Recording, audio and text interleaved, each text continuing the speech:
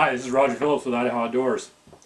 Just finished up some flies for some stillwater fishing. You know, ponds, lakes, reservoirs. They're really coming on this time of year, and this is a woolly bugger. It's your basic stillwater pattern. It's kind of the gold standard. Works for almost any kind of fish and in almost any kind of conditions. Stillwaters are really great this time of year, and I just want to give you a few tips on how you can effectively fish them. Here's some more examples of lake patterns. I like woolly buggers. They're a good basic pattern. Time big, time small. I like dark colors, browns, blacks, olives. Some have marabou. Some of them I tie pretty bushy so that it gets lots of motion in the water. Others are tied kind of sparse. Really depends on the day and what kind of water you're fishing, but if you have all of them and you just kind of experiment with them, you'll find out which one steadily performs for you.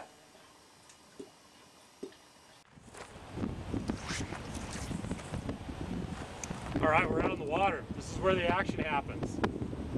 I've had some hard lessons on stillwater fishing. Through the years, people have taught me quite a bit of things that have really helped, and I'd like to share some of those with you. The first one I found with stillwaters is a sinking line is really critical. I tried a floating line for years. I caught some fish, but the guys who had the sinking lines had outfished me a lot. So I switched over, and I've done a lot better since. The other thing with stillwaters is you go out there, you cast, and you wait. You pause. You let that line sink, and then you start to strip. And the strip is just drawing in that fly. And you can vary that strip. You can go slow, or you can speed up, short jerks, long, steady pulls, things like that. That's what will entice those fish. One of the key elements to stripping is try to really stay in contact with your fly. A lot of times if you're kind of being erratic and you let that line hang, fish will come up and grab it on the sink and you won't know they're there.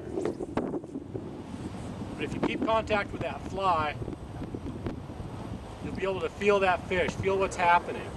Another thing, when you're stream fishing, a lot of times you've got your rod tip up. When you're stillwater fishing, you want it down close to the water, maybe even the tip touching the water.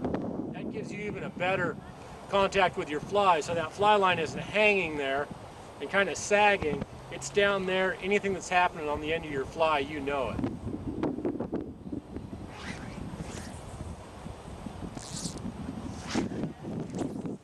Another thing is don't try a real radical hook set. Take it kind of easy. Let the fish take the fly, set the hook,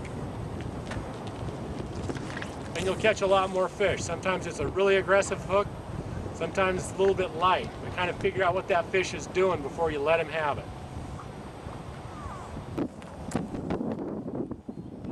A couple other tips, always try to know your water depth. It's kind of tricky in a big lake, but there's easy ways to do it. You can just turn your rod upside down very gently. Push it down until you feel the bottom. You got a 9-foot rod and you can reach down farther, so you get a pretty good idea. I like to fish in 10 feet or less of water. Kind of an arbitrary number, but not a bad arbitrary number. That way I know my fly is getting down there where I think the fish are going to be. And finally, I really like to move around a lot. You don't know where these fish are going to be. They tend to kind of school up, pod up in certain areas.